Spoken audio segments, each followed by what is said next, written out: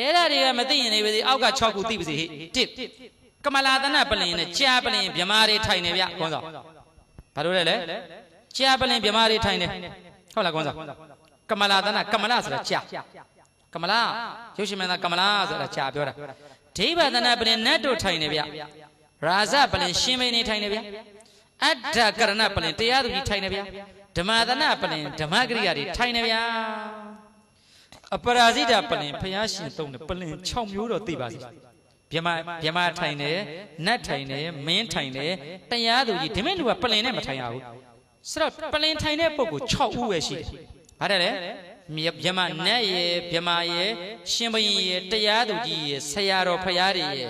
pi yin phayashin thai ne pelin nga do kileda ri aw min do aparazita pelin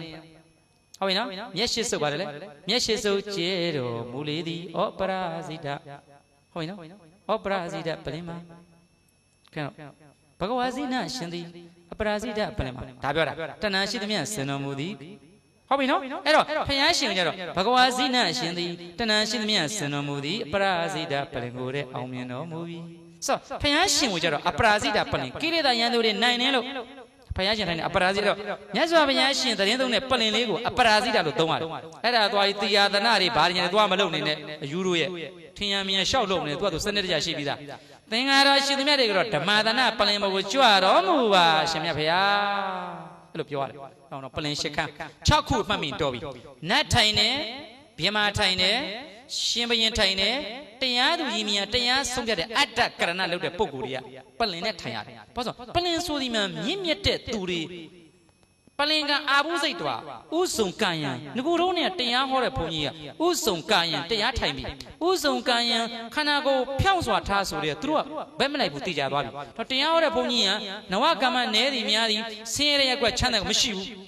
ငါတို့တရားရင်ငါတို့တတ်မှတ်လာတဲ့တရားတိုင်းပဲတို့ပြောခြင်းဆိုခြင်းတဲ့အရာကိုတို့ပြောမယ်ဒီရွာဒီရက်ွက်လေးရတော့ဆင်းရဲလို့ဒီရက်ွက်လေးရတော့ချမ်းသာဒီရက်ွက်ကြီးရတော့ချမ်းသာလို့ဒီလံပဲတဲ့သူတွေကကာယီကောင် no အားတော့တော့မှမရှိဘူးတို့အဲ့ဒါစိတ်ဝင်စားဘူးတို့စိတ်ဝင်စားတယ်ပြောခြင်းတဲ့အရာတွေကိုဒီချက်လက်တွေပေးမယ်လို့စိတ်ကူးရှိတယ်ပြောလိုက်တယ်ဓမ္မသနာပလင်ပေါ်ထိုင်ပြီးဆိုရင်ဥစုကာယံဖြစ်ရဘုရားရှင်တော့ပြောကြမလို့ရှင်ဘရင်ကလည်းသူ့တရားသနာပလင်ပေါ်ထိုင်လိုက်ပြီးဆိုရင်ဖြောက်မှန်တို့တွေကြာနေကန်ဆရာတော်ပြောတာမတွေ့ဘူးလားသူရိယကုမာရနဲ့သာနာကုမာရသားလေးနဲ့ဟိုမှာကတော့ဒါကုရုဓမ္မဇက်ကဟင်းသာနှစ်ကောင်ကိုယဟန်နှစ်ပါးကလေးနဲ့ပြည့်တဲ့အခန်းကိုချန်ဒီကန်ဆရာတော်ကစန္ဒကုမာရသူရိယကုမာရလို့ပြောင်းလိုက်တယ်ဘုန်းကြီးနှစ်ပါးမပြောချင်လို့ဘုန်းကြီးနှစ်ပါးလက်ဆော့ပြီးတော့ဂျိုးကြရဲ့ဟင်းသာနှစ်ကောင်ရဲ့လေပင်ကိုလေးနဲ့ခွန်းလိုက်တယ်ခဲနဲ့ပြည့်လိုက်တာအဲ့တော့မှလူတွေနဲ့ထိတွေ့လို့ရှိရင်ဆက်ဆံလို့ရှိရင်ကျန်းတန်းရိုင်းဆိုင်မှာဆိုပြီးလူတွေနဲ့မတွေ့ဘဲနဲ့အထဲမှာထားလိုက်16နဲ့18နဲ့ပြည့်တဲ့ခါမှာသားတော်နှစ်ပါးကိုထွက်အကိုလုတ်တဲ့ပုဂ္ဂိုလ်က16နဲ့ sorry အကိုလုတ်တဲ့ပုဂ္ဂိုလ်က18နဲ့ညီငယ်လေးက16နဲ့အဲ့ဒါဂျိုးကြမှာလေးအပေါ်ကဖြတ်ပဲနဲ့4နဲ့ခွန်းလိုက်တာညီအကိုတော့ညီတော်တို့အပေါ်ကနေဖြတ်ပြီးတော့အင်ရှိဥပဇာပြန်ပွဲကိုဘယ်နဲ့ဂျိုးကြမှာကခေါင်းပေါ်ပြန်ဂျိုးကြကိုလည်း4နဲ့ခွန်းနေတော့သိရောအဲ့တော့ဂျိုးကြမှာလေးကခေါင်းလေးသွားထိုးသူတို့ချီမှာဖြောက်မှတ်မင်းကြီးမြအင်ရှိဥပဇာအန်နှင်းပွဲမှာဘယ်နဲ့ခေါင်းလုံးထိုးတယ်ကြားပါဘောမှန်လားပါဗျာသွားကြည့်တော့ဘူးမှမရှိဘူးဟဲ့ထိုးတော့မယ်မှန်လားပါလူတော့မတူဘူးဗျာငှက်တကောင်တွေ့တယ်ဖတ်ခေါ်ခဲ့စမ်းဆိုတော့ဂျိုးကြမှာဖြစ်မှန်လားပါဟဲ့ဂျိုးကြမှာဘယ်အတွက်ကြောင့်နေခေါင်းလုံးထိုးပါလဲမှန်လားပါဖေဟာ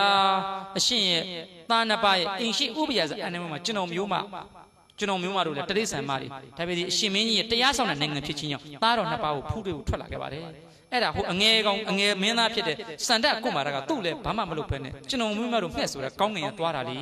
ဝေဟာတကောအဲ့ဒါကိုကောင်းငင်ရပြင်မဆိုမြားနေခွန်းလို့ကျမလင်သားလေပြီးပြတ်သွားပါတယ်ဩသားတော်မှန်လားဆိုမှန်ပါတယ်ဘာအကြောင်းရှိလဲမစင်စွန့်ချလားရှူရှူပန်းချလားဘာမှမလုပ်ဘူးမင်းဒါအသက်လုပ်တာပဲအဲ့ဒါဆိုရင်ဂျိုးကြမှာသင်တိုင်စံအမှုဖွင့်စမ်းဆိုတော့ဘာဘလို့အရေးယူနေခြင်းလဲကျွန်တော်မျိုးမရဲ့ယောက်ျားလေပင်ပြတ်တယ်လို့အဲ့ဒီအရှင်ရဲ့သားစန္ဒကုမာရမင်းသားကိုလည်းလေပင်ပြတ်ပေးပါဖေဟာမင်းကြီးများမှန်တယ်ဂျိုးကြမှာယောက်ျားရဲ့အတိုင်ပဲငါသားတော့စန္ဒကုမာရလေပင်ရဖြတ်စီအင်းရှိတော့မှမနှင်းရသေးအဲ့ဒီမှာအကိုလို့တဲ့ပုဂ္ဂိုလ်လားခမကြီးတော့သားတော်လည်းမနေဘူးညီတော်တတ်ရင်မင်းအမှုထဲမပါဘူးမရဘူးညီတော်လည်းသိမယ်အဲ့ဒီကောင်မှတတ်ကွာဆိုမေတော်ကြီးကသူ့သားမောင်တော်ဒီကနေ့မှအင်ရှိဥပယဇာအပ်နေမဲ့သားတွေဘယ်နဲ့တရိษံမတကောင်အတွက်နဲ့မောင်တော်ကလောက်ရတာလေအဲ့ဒီလိုပြောတော့မှကိုချင်းစာတရားနော်တန်လျက်ကြီးကိုနန်းနွဲ့နဲ့ပြစ်ချိုင်မင်းကြီးမြ ငါကိုတော်မြတ်ကိုတတ်ပြီးဒီနိုင်ငံမှာအုပ်ချုပ်မင်းလုပ်ချင်တဲ့ပုဂ္ဂိုလ်ငါကိုတော်မြတ်ကလေပင်ဖြတ်ပြီးတတ်စီဗျာဆိုတော့တခါတော့မိဖုရားကြီးကတန်လေးကြီးအတင်းပြေးလူမောင်တော်ဘယ်လိုလုပ်လိုက်တာလဲတဲ့နမတော်တဲ့မင်းယောက်ျားကိုလေပင်တော့မဖြတ်သေးဘူးမင်းအခုစိတ်တည်ဆိုးနေပြီတဲ့သူ့ယောက်ျားလေပင်ပြတ်တယ်မင်းကိုရင်းစာကြည့်လေဟုတ်ပြီတော့အဲ့ခလေးနှစ်ယောက်ကျိုးနဲ့တုတ်ပြီးတော့တိုင်းပြည်အုပ်ချုပ်မင်းလုပ်တဲ့ဘရင်အမိန်နဲ့လေပင်တောင်းဆွဲနေကိုရင်သုတ်တန်ထုတ်ဓာတ်ခုတ်တတ်စီဆိုတော့မှ